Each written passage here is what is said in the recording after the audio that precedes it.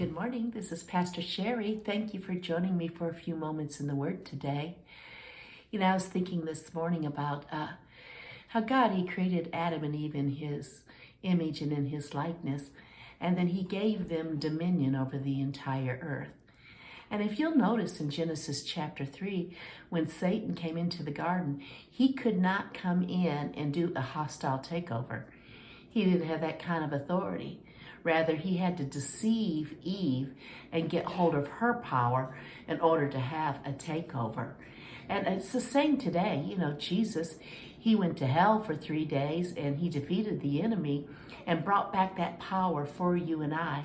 And he gave us back that power.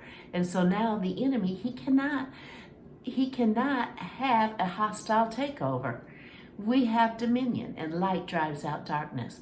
Now, am I saying that there's no spiritual warfare at all? No, I'm not saying that. In fact, Ephesians chapter 6 lets us know that we do not war against flesh and blood, but there is a spiritual battle, and we're to continually have on the full armor of God, and we're to bring down those enemies in high places. But here's what I want to get at today. Let's make sure that the enemy is not directing our life. Let's make sure that he is not throwing such a fit and getting so much attention from us that we're being distracted.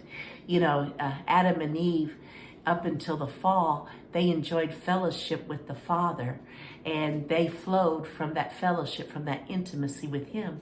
When we look at Jesus and His ministry, when He was on the earth, He had that fellowship with the Father, and He only said what He heard the Father say and do what He saw the Father do.